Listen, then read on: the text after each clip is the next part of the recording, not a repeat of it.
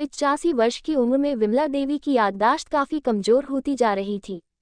उन्हें रोजमर्रा की चीजें याद न रहती, लेकिन जो उन्हें हमेशा याद रहता वह था उनका बेटा रवि।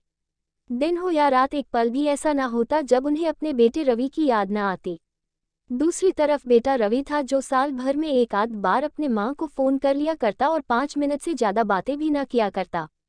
फिर भी यह बूढ़ी माँ टकटकी लगाए अपने बेटे रवि का इंतजार करती रहती। एक दिन बेटे का विदेश से फोन आया। हेलो हेलो, सुन रही हो ना माँ? रवि बोल रहा हूँ, तुम्हारा बेटा। कैसी हो माँ? मैं ठीक हूँ रवि बेटा, तुम, बहू और मेरा पोता आकाश कैसा है? माँ ने पूछा। सब अच्छे हैं माँ, मैं अगले हफ्ते गांव आ रहा हूँ माँ, तुम्हें लेने। अब हम सब साथ में ही विदेश में रहेंगे माँ। तुम्हारी बहू कह रही थी माँ को यहाँ पर लेकर आओ, बेचारी अकेली वहाँ परेशान होती होगी, बेटे ने कहा। माँ की बूढ़ी सूखी आंखें आंसुओं से भीग गई। उसके कमजोर शरीर के नस नस में खुशी की लहर दौड़ गई। बेटे और बहू का अपने प्रति प्रेम देखकर माँ का मन खुशी से भर आया। बेटे ने आगे कहा, माँ तैयार रहना माँ, मुझे ज्यादा दिन छुट्टियां नहीं है। मैं प्रॉपर्टी डीलर से बात कर लेता हूँ। घर के लिए? घर के लिए? माँ ने पूछा। हाँ माँ, गांव का घर हमें बेच देना पड़ेगा। अब हम साथ में ही रहने वाले हैं तो वहाँ पर घर रखने का कोई मतलब नहीं है माँ, बेटे ने कहा। बुढ़ापे की वजह से ठीक से चलने में असक्षम माँ ने पूरे मोहल्ले में घूम घूम कर अपनी इस खुशखबरी को सबको सुनाया।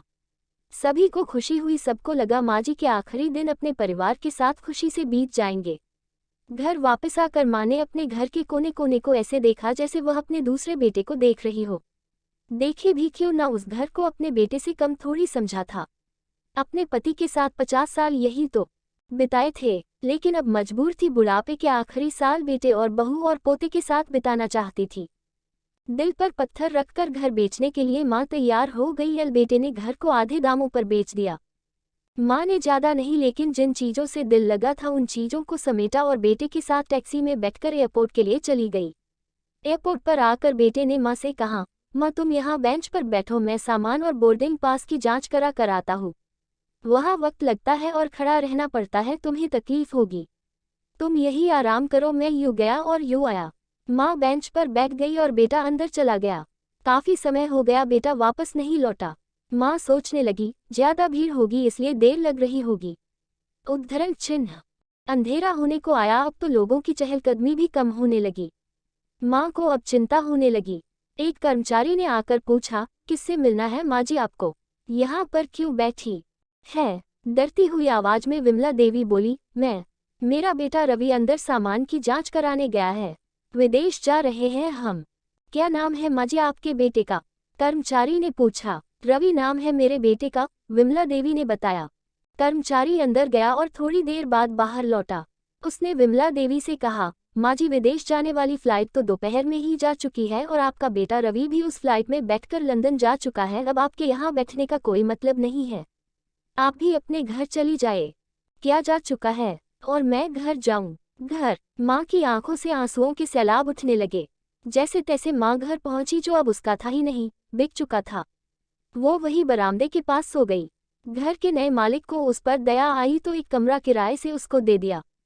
पेंशन के पैसों से खाना और किराए का बंदोबस्त हो जाता था।